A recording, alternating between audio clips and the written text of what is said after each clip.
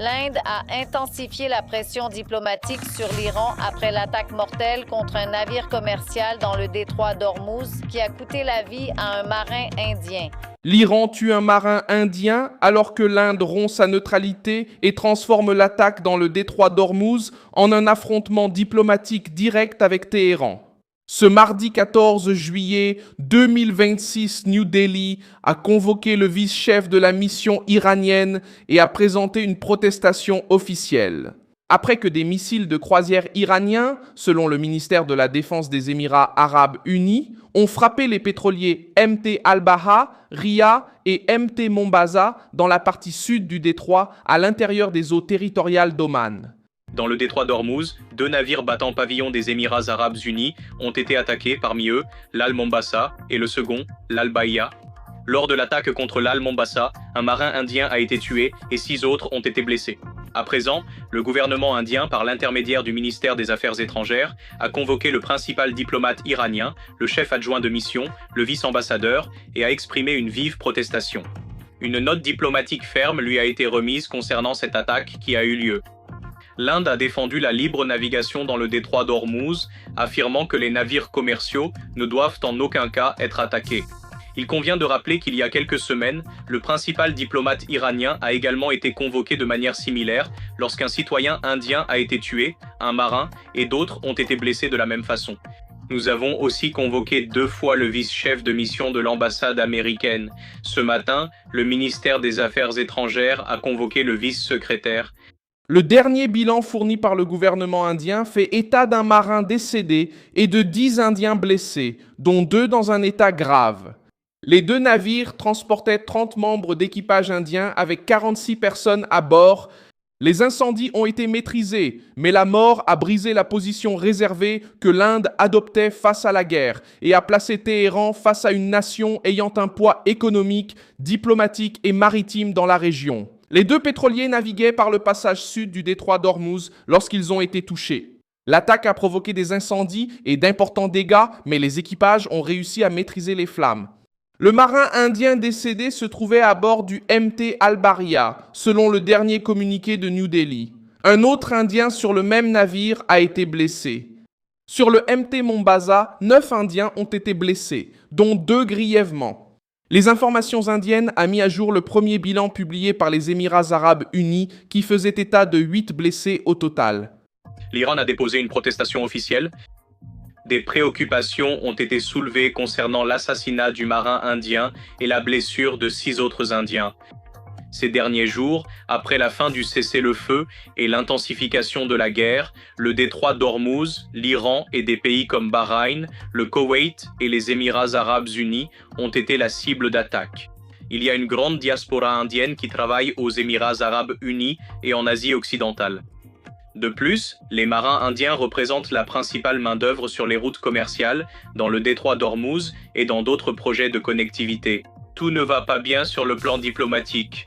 L'Inde essaie de construire des ponts, cependant, les marins indiens sont continuellement la cible d'attaques. La différence montre comment les chiffres ont été ajustés dans les heures qui ont suivi l'attaque. La garde révolutionnaire iranienne a affirmé avoir touché 2 superpétroliers qui auraient ignoré les avertissements, désactivé les systèmes de navigation et tenté d'emprunter une route considérée comme interdite par Téhéran. Le groupe n'a pas précisé les navires dans le communiqué relayé par la presse internationale. Même ainsi, la justification iranienne révèle la méthode utilisée pour exercer une pression sur la navigation. Téhéran tente de décider quels navires peuvent traverser le détroit et considère comme cible tout navire suivant une route soutenue par les États-Unis. Le résultat a été la mort d'un travailleur civil d'une nation qui n'était pas entrée en guerre militairement.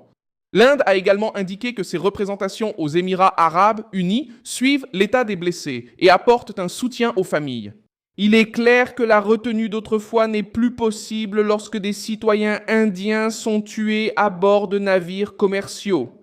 Le ministère des Affaires étrangères a convoqué le chef adjoint de mission de l'ambassade d'Iran à New Delhi et a exprimé ses vives préoccupations concernant l'incident. L'Inde a réagi à l'incident dans le détroit d'Ormuz. Un Indien est mort lors d'une attaque contre un pétrolier des Émirats arabes unis. Face à cela, le ministère des Affaires étrangères a convoqué le chef adjoint de la mission iranienne. Passons directement à Aditya Rajkaou. Aditya, l'Inde a réagi fermement à la mort d'un marin indien dans le détroit d'Ormuz lors d'une attaque iranienne. Le ministère des Affaires étrangères convoque le chef adjoint de la mission diplomatique iranienne. Exactement. C'est un développement majeur, seulement quelques heures après la mort d'un Indien lors de l'attaque iranienne avec des missiles balistiques et de croisières dans le détroit. La pression sur l'Iran a augmenté parce que les Émirats arabes unis ont également qualifié l'attaque de grave violation du droit international et ont affirmé qu'ils se réservent le droit de répondre. La Jordanie a condamné l'action, a déclaré sa solidarité avec les Émirats arabes unis et a présenté ses condoléances à l'Inde. L'attaque ne s'est pas limitée à un différend entre Washington et Téhéran. Donald Trump a maintenu la pression dans les heures qui ont suivi. Le président des États-Unis a déclaré qu'il avait l'intention de frapper la soi-disant montagne Pickex, un complexe souterrain près de Natanz. La soi-disant montagne Pickex, un complexe souterrain près de Natanz. Cette déclaration reprend une ancienne logique de Trump concernant l'Iran. Dans une interview de 1988, il défendait déjà une réaction ferme contre Téhéran et évoquait la prise de l'île de Karg si des hommes ou des navires américains étaient attaqués. Près de 4 décennies plus tard, le détroit d'Ormuz, l'île de Karg et les installations proches de Natanz restent au centre de sa stratégie. La montagne Piquet abrite des tunnels profonds et protégés. Mais des analyses publiées par l'Institut pour la science et la sécurité internationale indiquent que le complexe est toujours en construction, ne dispose pas encore d'installations prêtes à fonctionner et n'est pas considéré comme un dépôt d'uranium enrichi pour le moment. Trump a admis que les États-Unis ne surveillent pas le site, mais il a indiqué qu'une attaque pourrait bientôt survenir. La logique de Washington semble préventive, empêcher qu'une structure encore incomplète ne soit ensuite transformée en installation nucléaire protégée. Le risque est d'ouvrir un nouveau front d'attaque à un moment où le conflit touche déjà des navires civils et des bases installées dans d'autres pays. L'Iran a également lancé des missiles contre une base de l'armée américaine en Jordanie. Amman a indiqué que 4 missiles balistiques ont été abattus et qu'il n'y a pas eu de mort lors de l'attaque. Des images attribuées à des installations jordaniennes circulent sur les réseaux sociaux. Le fait confirmé est que Téhéran a de nouveau attaqué le territoire jordanien en raison de la présence militaire américaine, étendant la pression au-delà de ses frontières et augmentant les tensions avec les gouvernements arabes. Benyamin Netanyahou a répondu à Dimona avec un avertissement aux dirigeants iraniens. Prêt pour n'importe quel scénario, je peux vous dire une seule chose. Non, je vais dire cela aux dirigeants actuels de l'Iran. Ne pensez en aucun cas qu'il y aura de la tranquillité si vous nous attaquez. Ne comptez pas sur une répétition car il n'y en aura pas. Ce qui s'est passé était suffisamment puissant.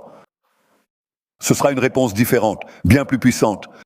C'en est fini de l'époque où l'on nous attaquait sans que nous ripostions de toutes nos forces. Nous avons fait cela à l'axe du mal en Iran et nous continuerons à le faire à quiconque nous nuit. Le Premier ministre d'Israël a affirmé qu'une nouvelle attaque contre son territoire recevra une réaction plus forte que la précédente et qu'Israël n'acceptera plus d'agression sans répondre avec une force supérieure. Ce discours rapproche la position israélienne du durcissement promu par les États-Unis au moment où Trump menace et maintient des opérations contre des positions iraniennes. La Chine a appelé au calme, à la préservation du cessez-le-feu et à la reprise d'une navigation sûre dans le détroit d'Ormuz. Pékin parle de protéger les civils, mais défend aussi son intérêt économique direct. Des données citées par Reuters montrent que la Chine a acheté plus de 80% du pétrole iranien. Pendant ce temps, des raffineries indépendantes chinoises ont absorbé environ 90% des cargaisons iraniennes. En mars 2026, une guerre prolongée menace l'approvisionnement en énergie, les prix et l'influence chinoise sur Téhéran. C'est pourquoi Pékin tente d'empêcher que le conflit ne détruise la principale route commerciale de l'Iran. Merci beaucoup d'avoir regardé cette vidéo jusqu'à la fin. Soutenez notre projet et contribuez financièrement via la clé Pix qui apparaît à l'écran. Nous sommes une chaîne indépendante, déterminée à vous informer en toute vérité. Votre contribution nous aide à tenir bon.